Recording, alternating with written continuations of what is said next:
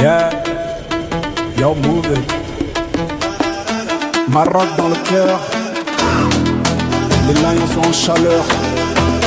Coupe d'Afrique. Aujourd'hui c'est pour nous. Hey.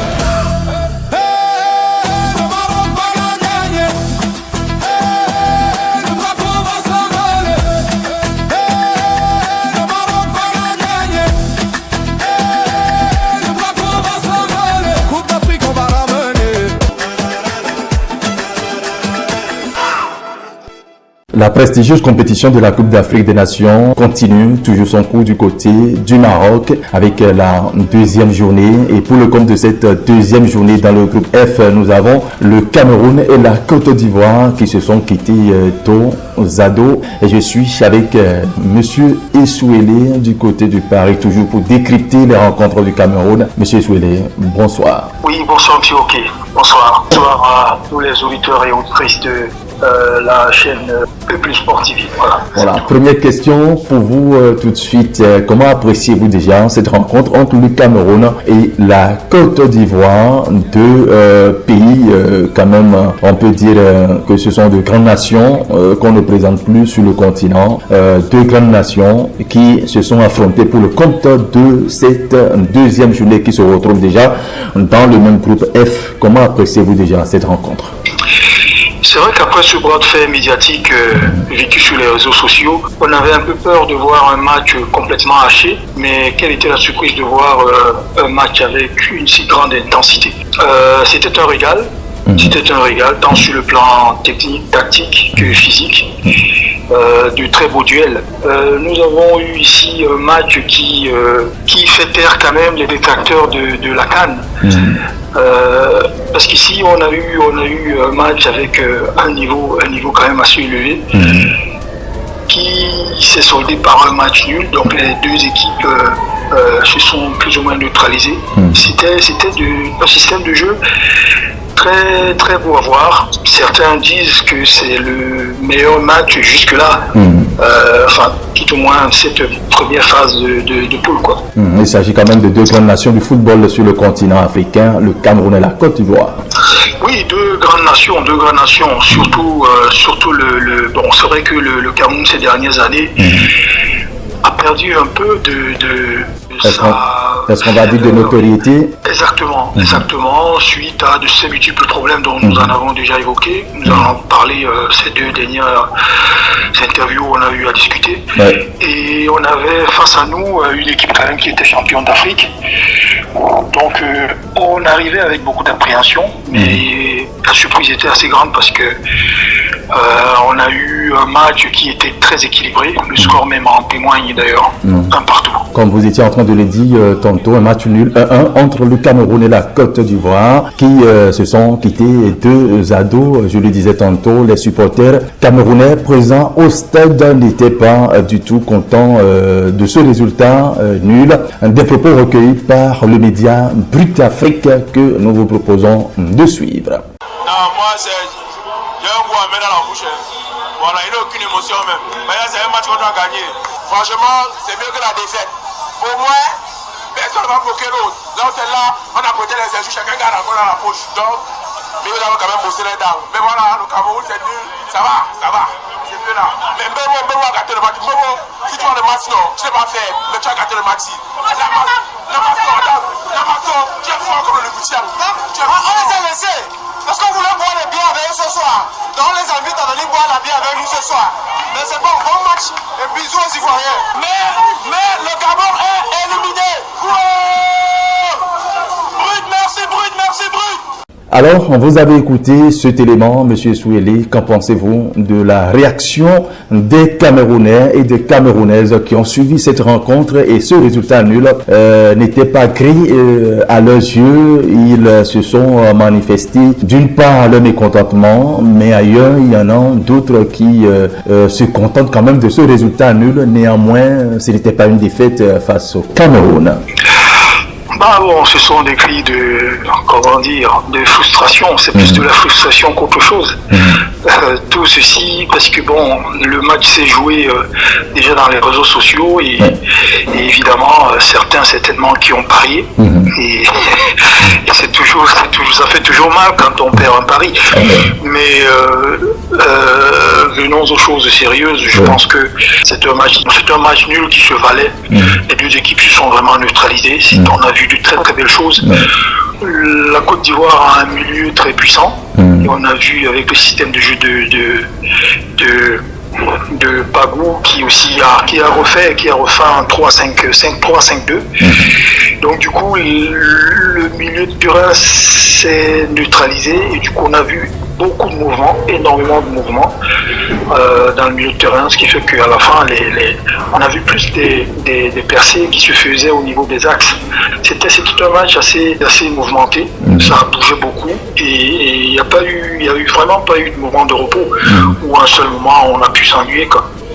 Est-ce que vous ne voyez pas que le Cameroun était parti pour remporter ce match, même s'il s'agissait quand même de l'équipe championne d'Afrique de la CAN 2023, le Cameroun n'avait pas les potentialités, les ressources pour aller titiller, pour aller faire face positivement avec un résultat de victoire face à la Côte d'Ivoire?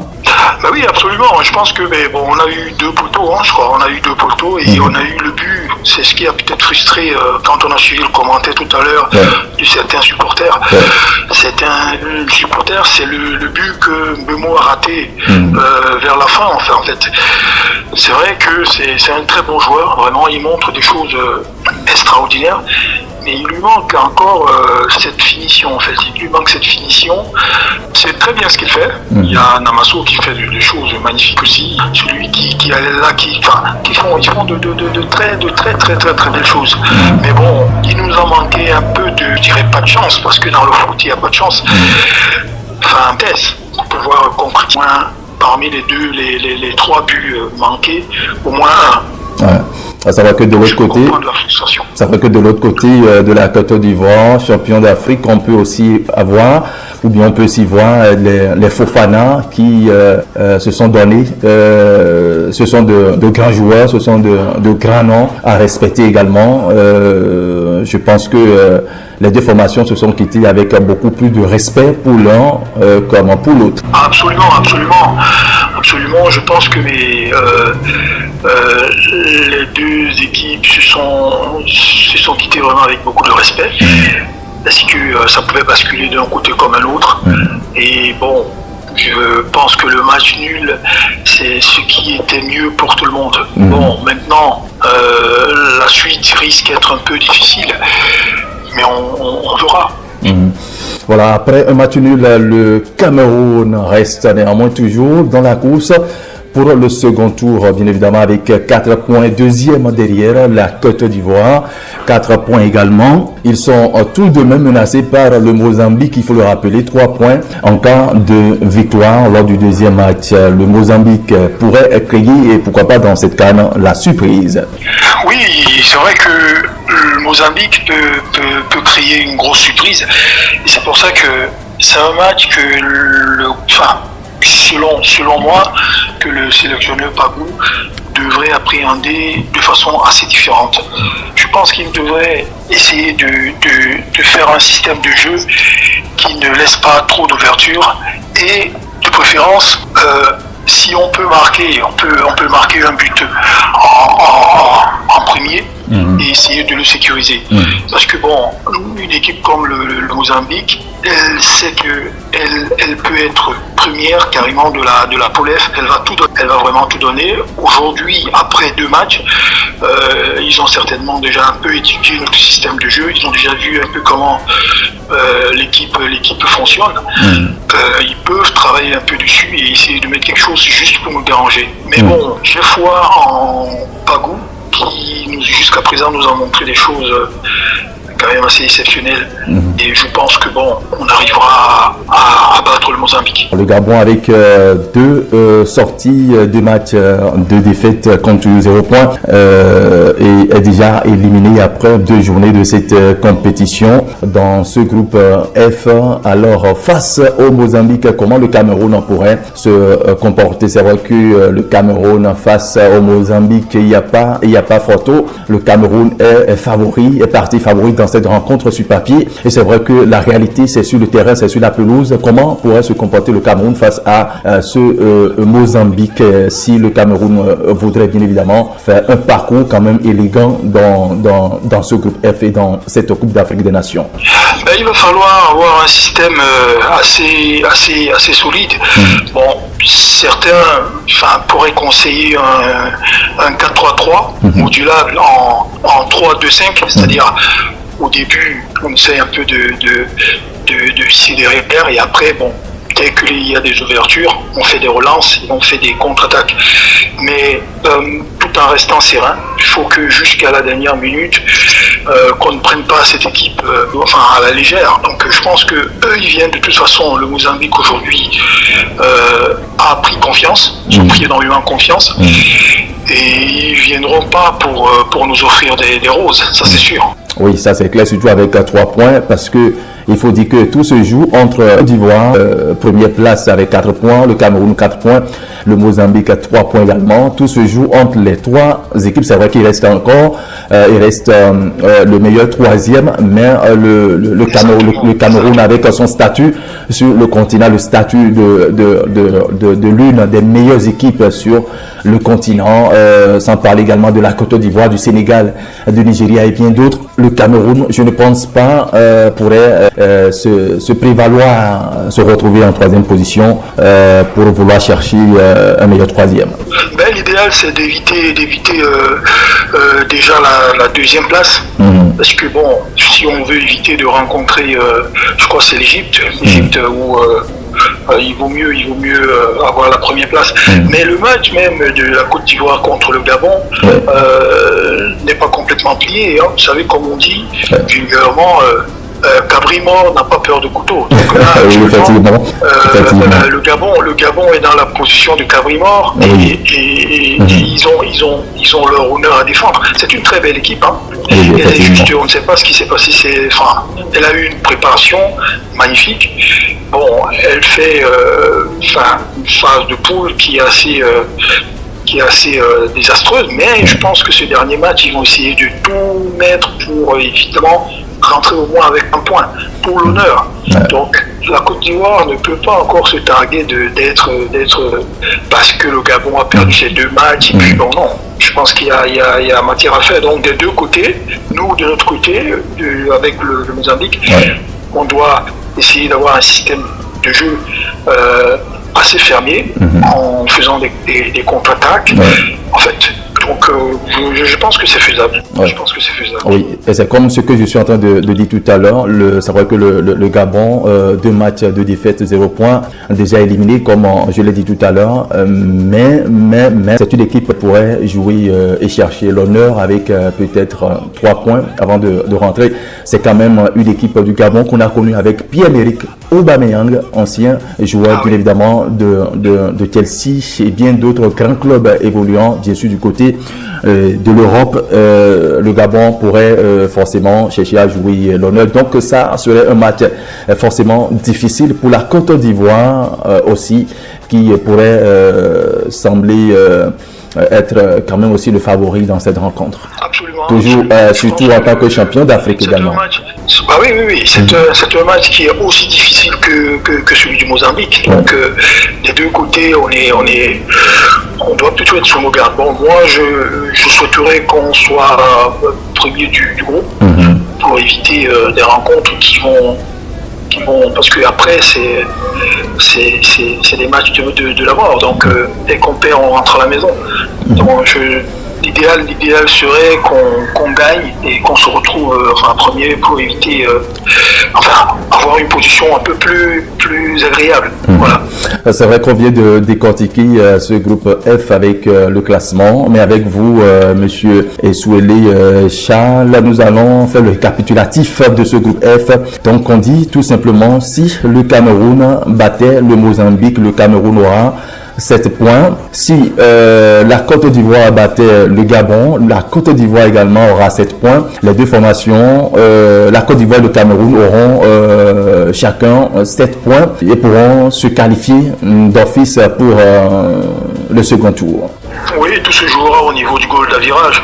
Donc maintenant, c'est en fonction du goal d'avirage qu'on verra qui est premier et qui est deuxième. Maintenant, dans le cas où le Mozambique fera probablement, nous sommes dans des suppositions bien évidemment, le Mozambique fera un match nul avec le Cameroun. Le Cameroun aura 5 points. La Côte d'Ivoire battra peut-être le Gabon avec 7 points ou un match nul également. Nous avons beaucoup de probabilités dans cette rencontre. Supposons que le Mozambique aussi crée la surprise face au Cameroun.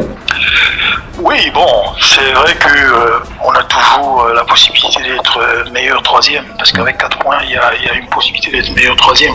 Mais bon, je pars du fait que le Mozambique ne fera pas ça. Si aujourd'hui le coach Pagou qui a su créer une vraie cohésion dans cette équipe avec des couvertures et défenses spontanées, collectives, où il a créé une ambiance qui se ressent hors du stade comme dans le stade.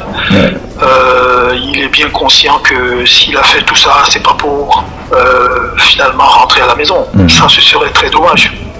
Bon, dans tous les cas, nous espérons voir quand même de très beaux matchs pour le compte de cette troisième journée qui s'annonce quand même épique, que cela soit. Et je vous rappelle, c'est la même situation dans le groupe D avec le Bénin. Le Bénin qui joue dans le groupe D, également le Sénégal. Le Sénégal, puisque le Bénin aussi va affronter le Sénégal le 30 décembre prochain. C'est pratiquement le même scénario. Dans tous les cas, nous espérons voir des matchs vraiment très épiques pour le compte de cette troisième journée. Ah oui, c'est une CAN qui est assez relevée. C'est une CAN qui est extrêmement relevée.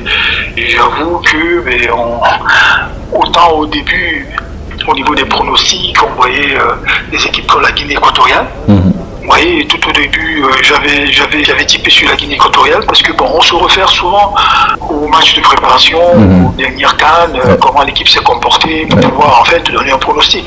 Mais la réalité sur le terrain en est tout autre.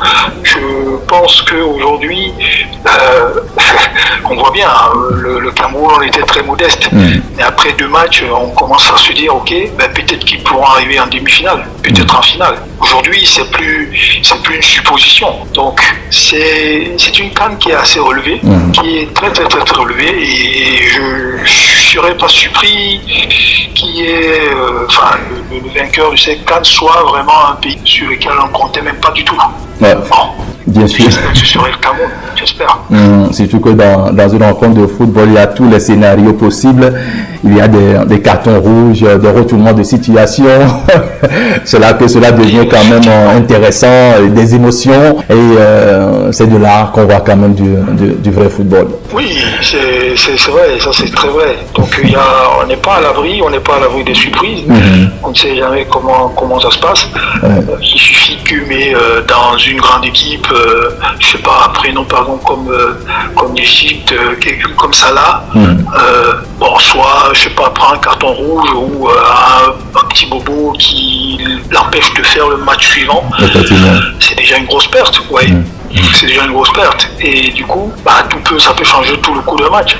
Pour le match face au Mozambique, quels sont les joueurs sur lesquels vous pouvez compter, qu'on peut compter face bien évidemment au Mozambique pour assurer bien évidemment un carton plein? C'est vrai, il y a eu un match nul bien évidemment la deuxième journée, mais un carton plein pour la troisième journée. Les joueurs sur lesquels vous pensez que le Cameroun pourrait compter pour ce troisième match? Je pense que l'équipe qui est conduite actuellement, c'est des jeunes qui ont gagné de la confiance. Et à partir du moment où un joueur est en confiance, il vaut mieux le laisser sur le terrain. Parce qu'ils ont créé une certaine cohésion, un certain dynamisme. Je suis vraiment très impressionné par Namasso, par sa détermination, sa fugue de vaincre. Brimo, absolument. Il y a Yongwa même qui au premier match il montrait un peu de faiblesse, mais là contre la Côte d'Ivoire il était impérial. Donc il y a Tolo, il y a un niveau de plus en plus grandissant. Donc je m'attends quand même à ce qu'ils repartent avec cette équipe là. Il pourra changer un peu le système de jeu. en fonction de comment le Mozambique va se présenter. Il faut, au début du match, fermer un peu derrière, faire des relances, éventuellement des contres, et après contrôler le match. Donc, ce sont des joueurs qui sont en confiance, ils sont vraiment en confiance. L'idéal serait de les reconduire. Vous avez également David Pagou, le sélectionneur du Cameroun, qui est également confiant, engagé, qui remercie d'ailleurs le président de la FECAFOOT, Samuel Eto'o, pour la confiance et qui éprouve quand même l'ambition de mettre au service, bien évidemment, de l'équipe nationale son savoir. J'essaie quand même de paraphraser l'une de ses interviews. On voit quand même un sélectionneur très engagé dans cette compétition. Oui, cette interview, je crois qu'on en avait fait part d'ailleurs dans notre dernier entretien. C'est quelqu'un qui est très pondéré et très modeste. Donc ces interviews même sont dignes de beaucoup de sagesse, vraiment de beaucoup de sagesse. Il disait dans sa dernière interview qu'il a eu à faire qu'il avait vécu beaucoup de frustrations, des frustrations qui venaient certainement du fait que, parce que n'oublions pas que même pendant que Brice était là, le sélectionneur faisait partie quand même du staff, même s'il n'avait quasiment pas la même mise, il ne pouvait rien faire. Mais il vivait ses frustrations parce qu'il voyait bien tout ce qu'il y avait à faire, parce qu'il voyait qu'il y avait des joueurs, qu'il y avait des possibilités à faire, il y avait des systèmes de jeu à mettre en place, mais qui n'étaient pas faits. Et ces remerciements ont été dirigés vers le président Samuel Eto'o, parce qu'à plusieurs reprises, comme il l'a dit, il voulait partir. Il voulait partir, mais il a remercié le Seigneur aussi. Donc ça veut dire que quelque part, dans la tanière, il règne une ambiance quand même assez saine, une ambiance de paix. Depuis le départ de Marc Brice, l'entraîneur belge. Exactement. Exactement. Il a remercié le Seigneur, il a remercié Samuel Eto'o, parce qu'à chaque fois où il montrait l'envie de partir, pour ne plus vivre toutes ces frustrations, c'est le président qui lui disait non, reste, écoute. Bon, je pense que le président, qui est un peu un visionnaire, savait déjà ce qu'il allait faire. Il se disait, ok, son mandat, le deuxième, lui donnerait certainement la même mise, et puis lui donnera la possibilité de pouvoir prendre des décisions un peu plus fermes. Donc là, sélectionneur Pagou, on le sent même épanoui, on le sent déterminé. Vous voyez, on le voit déjà à partir du fait que durant tout le match, si vous constatez, il n'est pas assis, il ne s'assoit pas. Donc pendant 90 minutes, il est debout, mais entièrement debout. C'est pas le cas avec entre guillemets, le sourcil blanc qu'on avait eu, qui n'arrivait même pas à bien communiquer avec les joueurs. Mais bon, on n'en est plus là. Donc je pense que le sélectionneur Pagou, vraiment, il a de très belles ambitions, et puis il est en train de montrer de très belles choses. Oui, Monsieur Souelé, je pense ouvrir bien évidemment une parenthèse par rapport à cette préoccupation. Et est-ce qu'un entraîneur debout ou assis, je veux parler bien évidemment d'un entraîneur debout, est-ce que ça veut dire que l'entraîneur debout ne fait pas justement confiance à ses éléments, à ses poulains sur le terrain, ce qui prouve qu'il est tout le temps debout pour toujours suivre le match et les rappeler chaque fois à l'ordre. Par contre, un entraîneur qui est assis fait confiance et à ses poulains et sait très bien que bon, voilà, donc il n'a plus rien à se reprocher ou à reprocher aux joueurs. Les joueurs sont capables, voilà, de se défendre. Que pensez-vous de cette préoccupation? Je pense qu'un entraîneur qui est debout quand même apporte plus de dynamisme quand on est debout et qu'on est en mouvement. En fait, même si on n'est pas dans le terrain, on est comme partie prenante du match. Donc, ce qui fait qu'on impulse une dynamique qui est quand même beaucoup plus véritable que quand on est assis.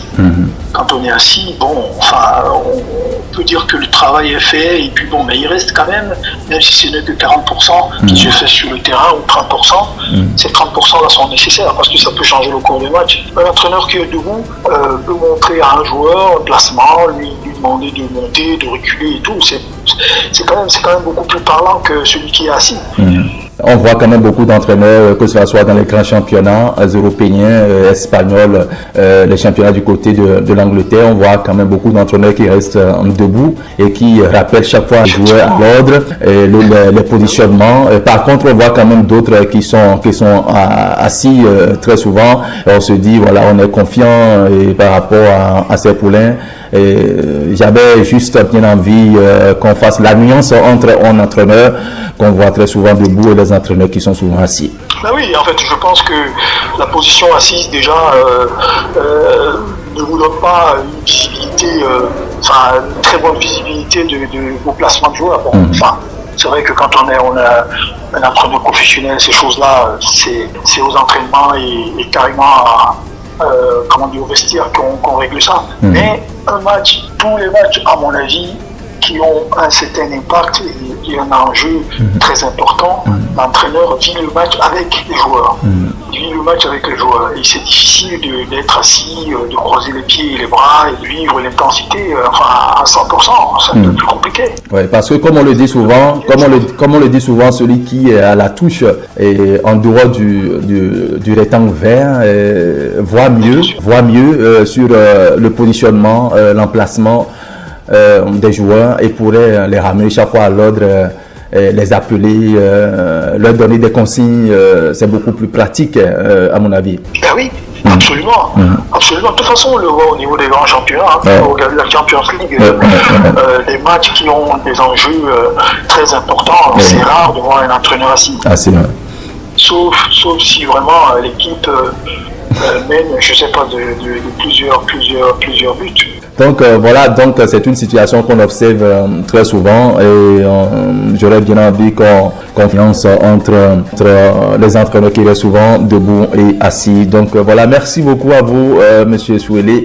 Du côté du Paris, avec vous, nous décryptons dans cette émission l'entretien de la CAN des rencontres du Cameroun et du groupe B, voilà, sinon du groupe F plutôt, et du groupe F. Merci à vous pour votre intervention de ce soir.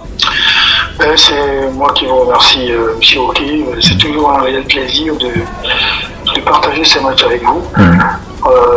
J'espère qu'on se reverra pour les phases suivantes, en fait, pour les qualifications. Je l'espère. Je l'espère. Allez, on vous souhaite bonne chance pour la suite, en tout cas pour le troisième match. Dans tous les cas, le Cameroun est déjà en bonne position de qualification pour les huitièmes de finale, le second tour. On vous souhaite tout simplement bonne chance pour la suite. Merci beaucoup. Et à la prochaine, monsieur. À la prochaine. Yeah. Yo, move it. Maroc dans le cœur. Les Lions sont en chaleur. Coupe d'Afrique. Aujourd'hui c'est pour nous.